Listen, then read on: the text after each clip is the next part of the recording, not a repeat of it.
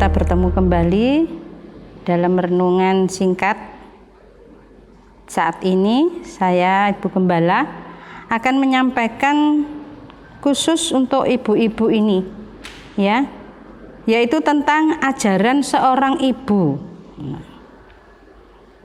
Setiap ibu pasti memberikan ajaran kepada anaknya itu hal yang baik. Tidak mungkin seorang ibu itu, ini ibu yang normal loh ya, menyuruh anaknya mencuri, mengemis. Toh kadangkala terjadi demikian. Tapi saya yakin dan percaya bahwa seorang ibu yang baik akan memberikan pengajaran yang baik kepada anak-anaknya, khususnya atau terutama nanti untuk masa depan mereka. Nah, saya akan menyampaikan firman Tuhan di dalam nats kita, yaitu di dalam Titus pasal yang kedua. Mari kita akan baca di dalam Titus pasal yang kedua. Kita baca ayat yang ketiga sampai ayat yang keenam. Demikian bunyi firman Tuhan. Demikian juga perempuan-perempuan yang tua, hendaklah mereka hidup sebagai orang-orang beribadah, jangan memfitnah, jangan menjadi hamba anggur, tetapi cakap mengajarkan hal-hal yang baik. Dan dengan demikian mendidik perempuan-perempuan muda mengasihi suami dan anak-anaknya, hidup bijaksana dan suci, rajin mengatur rumah tangganya, baik hati dan taat kepada suaminya, agar firman Allah jangan dihujat orang. Demikian juga orang-orang muda, nasihatilah mereka supaya mereka menguasai diri dalam segala hal. Nah, sebelum seorang ibu memberikan suatu ajaran kepada anak-anaknya, memberikan keteladanan terlebih dahulu. Jadi dikatakan di sini perempuan-perempuan yang tua. Berarti perempuan-perempuan tua ini sudah mengalami banyak hal, pengalaman-pengalaman yang harus diberikan kepada anak-anaknya. Seperti halnya orang tua itu sudah makan garam, ya, jadi sudah istilahnya sudah banyak pengalaman yang dialami. Namun sebelum ajaran itu disampaikan kepada mereka-mereka yang lebih muda, seorang ibu ini yang sudah dikatakan perempuan-perempuan tua harus memberikan keteladanan. Nah, ya, memberikan keteladanan terlebih dahulu. Nah, sekarang kita akan melihat teladan apa yang diberikan kepada anak-anak. Di dalam ayat yang ketiga dikatakan, demikian juga perempuan-perempuan yang tua, hendaklah mereka hidup sebagai orang-orang beribadah. Yang pertama adalah hidup sebagai orang yang beribadah. Tentunya beribadah itu beribadah kepada Tuhan. Kita tahu bahwa ibadah kita di situ diajarkan banyak hal yang baik. Ya, ibadah kita harus dengan sungguh-sungguh, dengan penuh keseriusan, bukan hanya acak-acakan dan sembarangan. Ibadah adalah belajar bagaimana kita berbakti kepada Tuhan.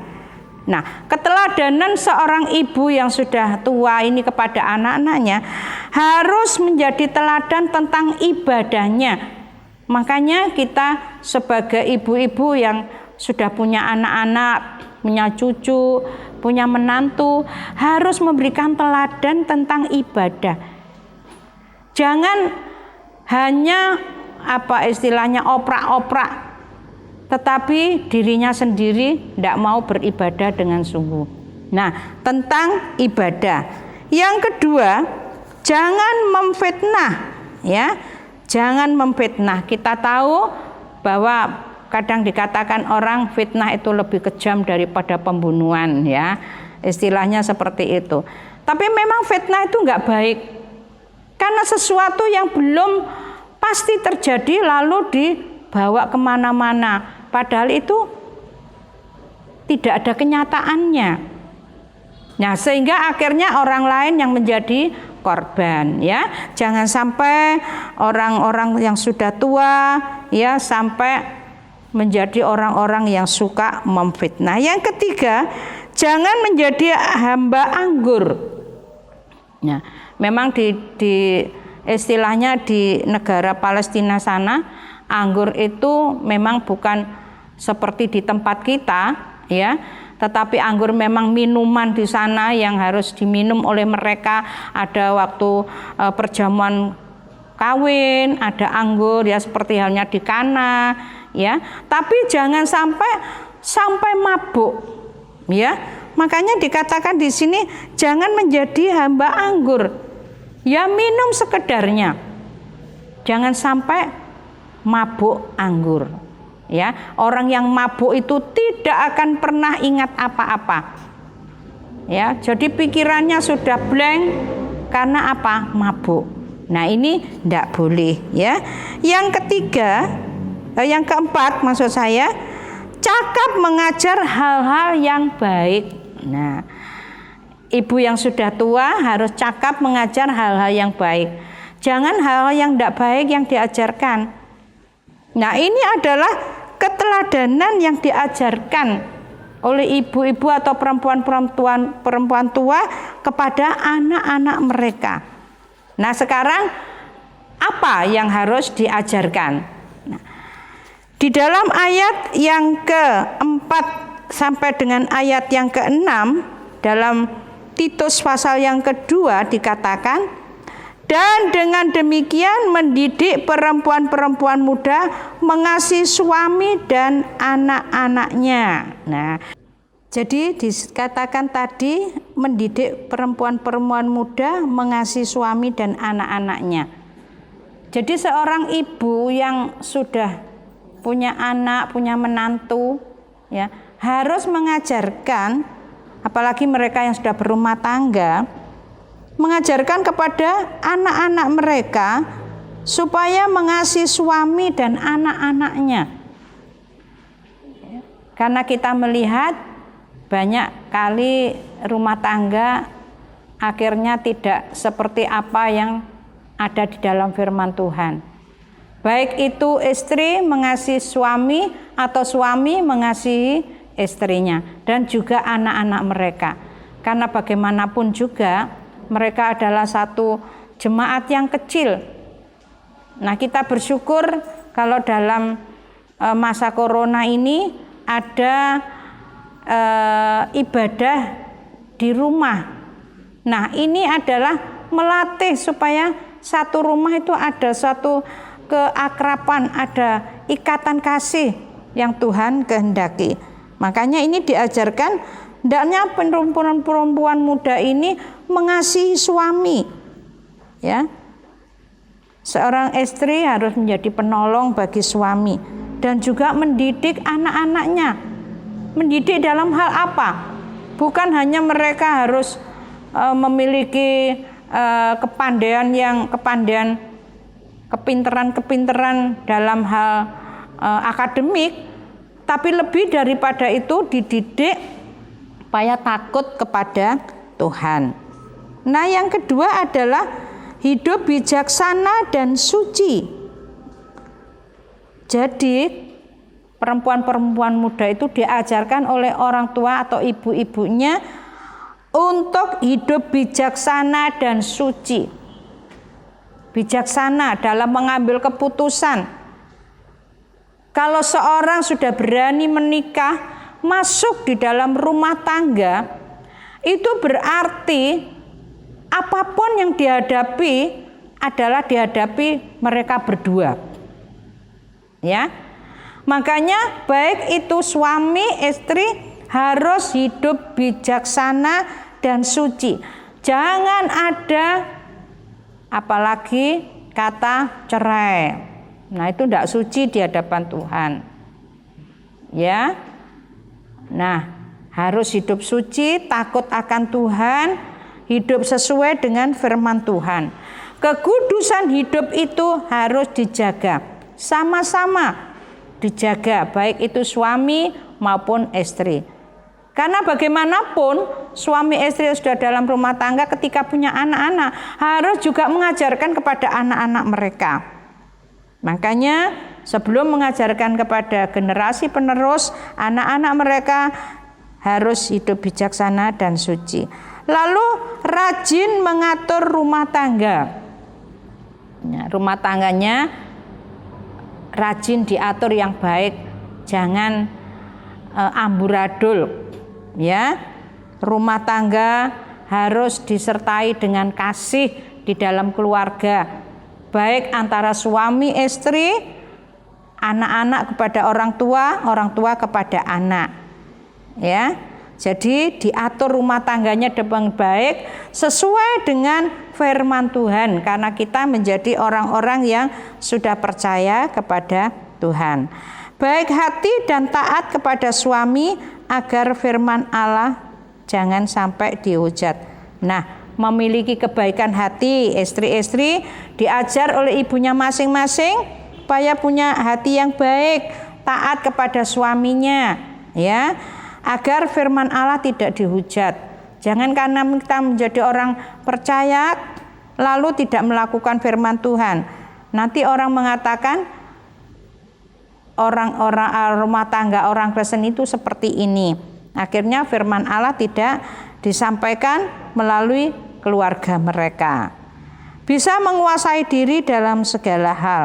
Dalam segala hal di sini bukan harus pinter segalanya, enggak. Menguasai diri. Menguasai diri itu seperti kemarahan bisa ditahan, emosi ya bisa ditahan, semua sama-sama menguasai diri. Nah, inilah yang harus perempuan-perempuan tua ajarkan kepada anak-anak mereka. Dan ini merupakan suatu ajaran yang sehat. Ya, sebab ajaran yang sehat membuat rohani juga akan menjadi sehat. Nah, sekarang bagaimana cara mengajarkannya? Nah, kita baca di dalam Ulangan pasal yang ke-6. Ulangan pasal yang ke-6 ayat 4 sampai dengan ayat yang ke-9 saya akan bacakan. Dengarlah hai orang Israel, Tuhan itu Allah kita, Tuhan itu esa. Kasihilah Tuhan Allahmu dengan segenap hatimu dan dengan segenap jiwamu dan dengan segenap kekuatanmu. Apa yang kuperintahkan kepadamu pada hari ini haruslah engkau perhatikan. Haruslah engkau mengajarkannya berulang-ulang kepada anak-anakmu dan membicarakannya apabila engkau duduk di rumahmu, apabila engkau sedang dalam perjalanan, apabila engkau berbaring, dan apabila engkau bangun. Jadi cara untuk mengajarkannya itu dengan banyak cara. Dikatakan di sini berulang-ulang. Kapan? Ya, saat yang mana? Nah, ketika dalam perjalanan, ya, kalau kebetulan ada seorang ibu yang menggandeng anaknya, ya, lalu diajarkan firman Tuhan tentang kemahakuasaan Tuhan dan lain sebagainya. Saya percaya bahwa orang-orang yang sudah percaya kepada Kristus, yang mengenal firman Tuhan akan mengajarkan hal-hal firman Tuhan. Ketika duduk di rumah, ya, waktu makan, selalu diberikan ajaran-ajaran tentang firman Tuhan. Nah, hendaknya ibu-ibu bisa mengajarkan ajaran yang sehat kepada anak-anaknya dengan penuh kesabaran. Nah, sebagai ayat yang terakhir kita baca di dalam 2 Timotius pasal yang keempat ayat 2 dan 3. Beritakanlah firman, siap sedialah baik atau tidak baik waktunya. Nyatakanlah apa yang salah, tegurlah dan nasihatilah dengan segala kesabaran dan pengajaran. Ayat yang ketiga, Karena akan datang waktunya orang tidak dapat lagi menerima ajaran sehat, tetapi mereka akan mengumpulkan guru-guru menurut kehendaknya untuk memuaskan keinginan telinganya.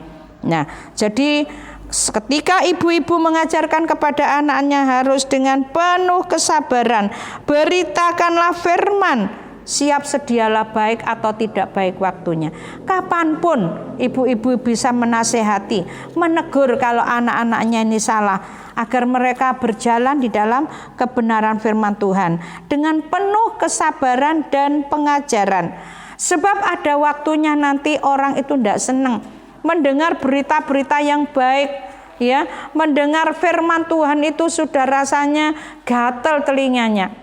Tetapi bagaimanapun, ya, seorang ibu harus tetap mengajarkan ajaran-ajaran yang sehat tentang firman Tuhan kepada anak-anak mereka. Kita bersyukur kepada Tuhan kalau sampai hari ini Tuhan masih berikan kesempatan untuk kita mendengar firman Tuhan. Biarlah kebenaran firman Tuhan ini yang boleh saya sampaikan membawa banyak ibu-ibu yang mungkin hari-hari ini mengalami galau, putus asa, ya, menghadapi banyak masalah keluarga dan sebagainya. Tapi mari kita akan mengajarkan kepada anak-anak kita agar anak-anak kita tidak mengalami seperti apa yang kita alami hari-hari ini. Puji Tuhan, kiranya Tuhan memberkati. Mari kita akan berdoa.